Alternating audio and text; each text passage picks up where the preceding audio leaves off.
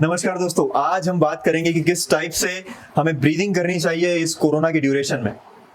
बहुत ही साइंटिफिक रूप से योगिक प्रोस्पेक्टिव को ध्यान में रखते हुए पूरा डिस्कशन करेंगे और एक फाइनल कंक्लूजन पर हम आएंगे कि किस टाइप से हमें योगिक प्रैक्टिसेस करनी चाहिए या ब्रीदिंग प्रैक्टिसेस करनी चाहिए। आइए शुरू करते हैं। सबसे पहले हम यह जानते हैं कि हम जो ब्रीदिंग करते हैं वो किस टाइप से करते हैं, उसका क्या मोटिव होता है। हम जो ब्रीथ लेते हैं उसमें लगभग 78% नाइट्रोजन, 21% ऑक्सीजन, जिसमें से उस 21% में से लगभग 4% का जो ऑक्सीजन है वो हम इनटेक करते हैं और वही हमारी यूटिलाइजेशन होती है और वही 4% CO2 हम बाहर निकाल देते हैं। अब यह जो हमने ऑक्सीजन ली है अंदर, यह हार्ट के माध्यम से, हृदय के माध्यम से पूरे बॉडी के अंदर ब्लड के थ्रू पंप की जाती है और वहां पर होता है start cellular respiration. Cellular respiration में ग्लूकोज के साथ में ऑक्सीजन मिलती है और एटीपी बनाती है जो कि हमें एनर्जी देती है। यदि हमारे ब्रेन को एनर्जी चाहिए होती है, एटीपी से मिलती है, हमारे हाथों को मिलती है, हमारे पैरों को मिलती है, यहाँ तक कि लंग्स, हार्ट, सभी को जो एनर्जी मिलती है यह एटीपी साइकिल के थ्रू मिलती है, जिसमें एटीपी जो है वह एनर्जी और एटीपी के अंदर ब्रेक हो जाती है। तो इसका सीधा सीधा मतलब है कि जितना ज्यादा ऑक्सीजन हम लेंगे और जितना ग्लूकोज रहेगा, नीड के हिसाब से वह ऑक्सीजन और ग्लूकोज मिला के हमारी एनर्जी बनाते रहेंगे एटीपी साइकिल के माध्यम से। इतना आप सभी को समझ में आ गया होगा। एक छोटा सा कॉन्सेप्ट और समझते हैं कि जब भी हम श्वास लेते हैं, हमारा एक एब्डोमिनल कैविटी में एक मसल होती है जिसको हम डायफ्राम कहते हैं, जो कि डोम शेप की होती है। जब भी हम श्वास लेते हैं डायफ्राम नीचे की ओर जाता है, हमारा पेट बाहर की ओर आता है, डायफ्राम नीचे की ओर जाता है और लंग्स जो है वो एक्सपेंड होते हैं, जिससे कि हम ज्यादा से ज्यादा श्वास अंदर ले पाए और गैसियस एक्सचेंज में हेल्प कर पाए। तो हमने दो कॉन्सेप्ट अभी तक जाने। पहला कि यदि हम ऑक्सीजन लेते हैं जो कि हमारे सेल्स तक पहुंचती है, ग्लूकोज के साथ में मिलकर वह सेल्स एटीपी बनाते हैं, जो कि एटीपी टूटने के बाद में एटीपी और एनर्जी बनाते हैं। मतलब कि ऑक्सीजन और ग्लूकोज से हमें एनर्जी मिल रही है एट लास्ट। और जब हम सेकंड जो हमारा पॉइंट है, जिसमें कि हम यदि श्वास ले रहे हैं तो डायफ्राम नीचे की ओर जा रहा है, चेस्ट एक्सपेंड हो रहा है, श्वास या ऑक्सीजन ज्यादा से ज्यादा ले पा रहे हैं। अब बात करते हैं कि हम जो श्वास लेंगे वो किस टाइप की हमें लेनी है। आइए उसको जानते हैं। यह जो टेक्निक है उन व्यक्तियों को करनी है या तो वो कोरोना पॉजिटिव है या कोरोना नेगेटिव है, मगर उनका जो चेस्ट है वह ठीक तरह से काम कर रहा है, उन्हें करना है। उसको चेक करने के लिए सिंपल आपका SpO2 चेक कर लीजिए, पल्स ऑक्सीमीटर लीजिए, उसको अपनी इंडेक्स फिंगर पर लगाइए, जो हाथ ज्यादा चलता है। जैसे राइट हैंड चलता है तो राइट हैंड पे लगाना ज्यादा अच्छा है। उस पर लगा के देखिए, आपका यदि 94 के अबाव है तो it means good to go. और दूसरी चीज, यदि पल्स ऑक्सीमीटर नहीं है तो सिंपली 5 सेकंड्स के लिए श्वास लीजिए, 20 सेकंड्स के लिए श्वास होल्ड करिए और फिर 5 सेकंड्स के लिए श्वास एक्सहेल करिए। तो यह यदि आप प्रोसेस कंप्लीट कर लेते हैं, इसका मतलब है कि आपकी जो लंग की जो कैपेसिटी है वह अच्छी है। आप यदि कोरोना पॉजिटिव भी है उसके बावजूद भी आपकी लंग की कैपेसिटी अच्छी है, मतलब ज्यादा इन्फेक्शन आपके अंदर कोरोना का नहीं हुआ है इन प्रोस्पेक्टिव लंग्स। अब आइए चलिए फाइनली टेक्निक की बात करते हैं कि हमें वो कौन सी टेक्निक यूज करनी है।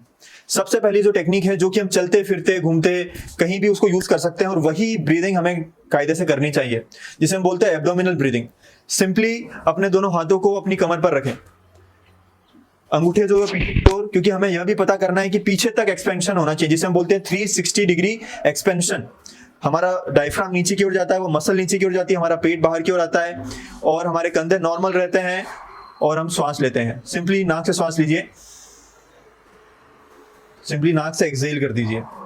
यह सिंपल टेक्निक है जो कि आप चलते फिरते कहीं भी उठते बैठते कर सकते हैं और आप अवेयरनेस के साथ में भी कर सकते हैं, जिसमें कि आप उसी श्वास को लंबी गहरी श्वास लीजिए, 5 काउंट्स तक गिनिए, फिर 5 काउंट्स तक उस श्वास को छोड़िए। ध्यान रखिए कि उस टाइम पर हमारा पेट फूल रहा है और पीछे का जो एक्सपेंशन है हल्का सा किडनी के पास में या ये जो गैप है रिब्स के नीचे, यहाँ पर जो है वो एक्सपेंशन हो रहा है। नंबर 1 टेक्निक यह है और इसे ही आप प्रायोरिटाइज करिए सिंपली। दूसरी, इससे थोड़ी सी और एडवांस लेवल जिसे हम बोलते हैं योगिक ब्रीदिंग। अब इससे मेनली जो फर्स्ट जो टेक्निक है उसमें हमारा लोअर जो एब्डोमिनल है या फिर लोअर चेस्ट कैविटी है वह ज्यादा एक्टिव हो रहे हैं और अपर जो क्लेविकल एरिया है उसमें ऑक्सीजन का लेवल थोड़ा सा कम है। उसको भी पूरा करने के लिए हम कर सकते हैं योगिक ब्रीदिंग। सिंपली एक हाथ को रखिए पेट पर, एक हाथ को रखिए सीने पर, श्वास लीजिए, हमारा पेट बाहर की ओर आ रहा है। जब श्वास पेट में पूरी चले जाए, मतलब कि लंग्स जो है वो पूरा इन्फ्लेट हो जाए, उसके बाद में कोशिश करिए जो श्वास है वो सीने में आए, मतलब कि सीना ऊपर की ओर आ रहा है, जिससे कि हमारा लंग्स और हमारे पूरे जो लंग्स है उसके अंदर पूरी एयर भरा रही है और डायफ्राम भी नीचे की ओर है। तो ये इसको बोलते हैं योगिक ब्रीदिंग। उसके बाद में उसे जो है हमारे सीने से पहले बाहर निकाल दीजिए, उसके बाद पेट से बाहर निकाल दीजिए और यह जो है आप 24 घंटे नहीं कर सकते क्योंकि इतनी अवेयरनेस हमें होती नहीं है प्रैक्टिकली। तो सिंपली इसको आप बैठ जाइए किसी भी ध्यानात्मक आसन में और एक हाथ को पेट पर रख के एक हाथ को सीने पर रख के इसका अभ्यास करिए। तीसरी जो ब्रीदिंग होती है जो कि हमें नॉर्मल रूटीन में हमें अवॉइड करनी चाहिए। यदि मैं आपसे बात कर रहा हूं, यदि मैं ऐसे हाथ रख लूं और मैं यदि सिर्फ सीने से श्वास लूं, जिसे हम थोरेसिक ब्रीदिंग कहते हैं, तो कितना अजीब सा लगेगा, जो कि हमें नॉर्मल रूटीन में अवॉइड करनी चाहिए। जैसे कि हम यदि चल रहे हैं और हम सिर्फ थोरेसिक ब्रीदिंग लेने लगे, क्योंकि इसके कारण क्या होता है कि डायफ्राम का मूवमेंट नहीं होता। डायफ्राम का मूवमेंट ना होने से हमारा डाइजेशन भी बेकार हो जाता है, क्योंकि डायफ्राम जब नीचे की ओर जाता है तो हमारा जो एब्डोमिनल है उसके ऊपर पॉजिटिव प्रेशर पड़ता है, जिसके कारण पेरिस्टाल्सिस मूवमेंट होता है, जो कि हमारी जो बोलस होता है, जो कि हमारा मल होता है, जो कि हमारा फूड होता है, न्यूट्रिशन होता है, उसको आगे की ओर धकेलता है। तो उसके लिए मेनली नॉर्मल रूटीन पर हमें एब्डोमिनल ब्रीदिंग करनी चाहिए, पेट को बाहर निकालना, अंदर ले जाना। और यदि हम थोड़ा टाइम निकालकर थोड़ा एब्डोमिनल ब्रीदिंग करें, उससे एडवांस लेवल पर हम योगिक ब्रीदिंग करें, जिसमें कि हम पहले पेट को फुलाते हैं, फिर सीने को फुलाते हैं, फिर सीने से श्वास बाहर निकालते हैं, फिर पेट से श्वास बाहर निकालते हैं। और यदि बहुत ही बेसिक लेवल पर हम थोरेसिक ब्रीदिंग भी कर सकते हैं 24 आवर्स के लिए नहीं, मगर थोड़े से टाइम के लिए, जैसे कि 5 मिनट 10 मिनट के लिए, जिससे कि हम अपर लोब्स ऑफ द लंग्स को हम एक्टिव कर पाए।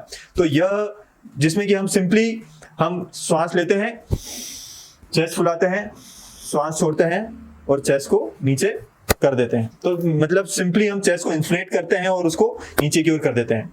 तो यह दोस्तों थी पूरी वीडियो, जिसमें कि हम प्रायोरिटाइज कर देते हैं सबसे पहले कि सबसे अच्छी जो प्रैक्टिस है जो है वह है योगिक ब्रीदिंग। इनहेल एब्डोमेन में ले, चेस्ट में ले, चेस्ट से छोड़े, एब्डोमेन से छोड़े। उसके बाद में प्रैक्टिस है एब्डोमिनल ब्रीदिंग, जो कि हम नॉर्मली भी कर सकते हैं चलते फिरते, और वही करनी चाहिए, जिससे डाइजेशन भी अच्छा होता है, SpO2 लेवल भी बढ़िया रहता है और शरीर को ज्यादा एनर्जी भी नहीं लगानी पड़ती है हमारे चेस्ट को फुलाने में या ब्रीदिंग करने के लिए। इसकी रिसर्चेस वगैरह मैंने लिंक में डाल दी है। और तीसरी जो ब्रीदिंग है जो कि हमें सिर्फ 10 मिनट के लिए 5 मिनट के लिए करना चाहिए, जो कि थोरेसिक ब्रीदिंग है, जिसमें हमें श्वास को लेना है और श्वास को छोड़ना है। तो आशा है कि आप सभी को समझ में आया होगा। पूरी साइंटिफिक स्टडी थी, आपको इसमें से कुछ भी चीजें समझ में नहीं आई होगी, कमेंट जरूर करें। इस वीडियो को दूसरे तक शेयर करें ताकि वो भी साइंटिफिक रूप से चीजों को समझ पाए। और जब कभी भी यदि हम किसी चीज का रीजन यदि हम जानते हैं कि वो जो गाजर है वो हमारी आंखों के लिए अच्छी है, तो हम गाजर को जरूर खाएंगे। यदि खाना खाने बैठे हुए हैं, दिख गई तो भैया गाजर लाओ, हमारी आंखों के लिए अच्छा है। तो वैसे ही यदि आप किसी चीज की साइंटिफिक जानकारी या पूरी जानकारी आप लेते हैं तो वह चीज आपके लिए ज्यादा फायदेमंद होती है, क्योंकि उसमें माइंड भी लग जाता है कि यह चीज तो हमारे लिए अच्छी मंद है। तो इसीलिए ऐसे ही साइंटिफिक और योगिक प्रोस्पेक्टिव को दोनों को मिला के मैं वीडियोस बना रहा हूं जो कि रिसर्च बेस्ड है। तो ऐसे देखते रहे, चैनल पे आते रहे, चैनल को सब्सक्राइब कर ले यदि अभी तक नहीं किया है। मिलते हैं नेक्स्ट वीडियो में। बहुत बहुत धन्यवाद। जय हिंद, जय भारत।